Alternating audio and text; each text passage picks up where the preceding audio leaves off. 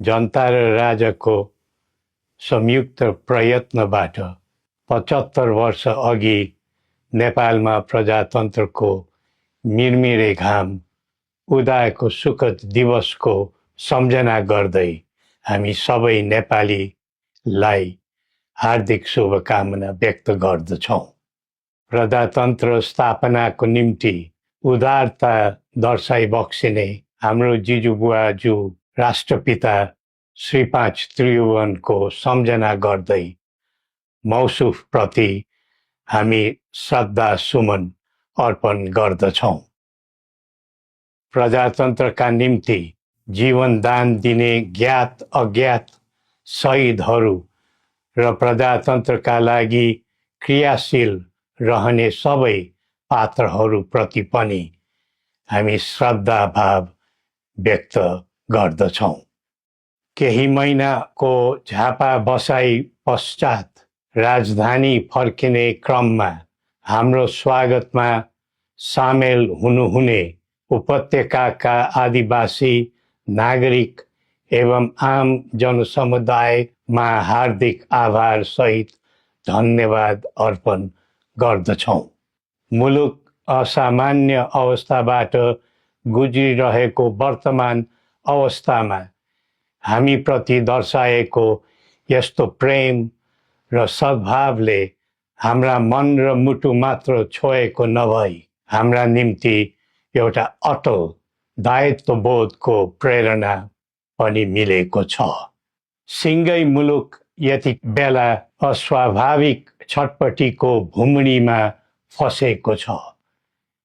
देशको अस्मिता र अस्तित्व नै सङ्कटमा परेको महसुस हरेक देशभक्त नेपालीले गरिरहेका छन्। विगतमा अनेकौं नाममा आन्दोलन र सङ्घर्ष भए। सङ्घर्षको आडमा परिवर्तन पनि गरिए, तर सबै प्रकारका परिवर्तनहरूले नेपाल र नेपालीलाई के दियो भन्ने आत्मसमीक्षा गर्नुपर्ने समय अहिले आएको छ। हाम्रो शत्रु विपन्नता र अस्थिरता हो, तर एउटा नेपालीको अर्को नेपालीलाई बैरी ठान्ने अवाञ्छित संस्कृतिलाई हामीले बढावा दियौँ, जसका कारण देश आज इतिहासकै सबैभन्दा गहिरो दर्दनाक स्थितिमा आइपुगेको छ। त्यसैले कठिन परिस्थितिमा परेको आजको मुलुकमा परस्पर घृणा र द्वन्द्वको राजनीतिमा पूर्ण विराम लगाउँदै सद्भाव र एकताको राजनीतिक संस्कृतिको प्रवर्धन गरौँ। प्रजातन्त्रमा राज्य व्यवस्था र प्रक्रिया संवैधानिक मान्यता अनुरूप चल्नु उपयुक्त हो। प्रजातान्त्रिक प्रणालीमा प्रतिनिधि छनौटको आवाधिक निर्वाचन एक स्वाभाविक प्रक्रिया भए तापनि यतिखेरको आम जनभावना यो छ कि मुलुकमा पहिले राष्ट्रिय समस्याको समाधान गरेर मात्र आसन्न निर्वाचन प्रक्रियातर्फ जानु उचित हुने र निर्वाचन पछि कुनै द्वन्द्व, अशान्ति र खिचातानी नहोस् भन्ने विषयलाई ध्यानमा राखेर राष्ट्रिय सहमति र सबैलाई समेटेर जाने समझदारी बनाएर मात्र निर्वाचनमा जाँदा नै त्यसले सही बाटो समात्ने थियो। वर्तमान अवस्थामा अधिकार मात्र खोज्ने तर कर्तव्य नसोच्ने प्रवृत्ति मौलाइरहेको यस्तो दुःखद परिस्थितिमा आलो पालो भाग लगाएर खाउँ भन्ने सोचले होइन, मिलेर काम गरौँ भन्ने कर्तव्यबोधले मात्र मुलुकलाई नयाँ गति दिन सकिन्छ। प्रजातन्त्रमा जनता आफै जागरुक बनेर समाज र राष्ट्र सेवाको सत्कर्ममा अग्रसर हुनु पाउनु पर्ने हो, तर कसैलाई खुसी पार्नु पर्ने अनि कसैबाट तोकिनु पर्ने बाध्यात्मक व्यवस्थाको जन्जिरमा बाँधिनु परेको छ।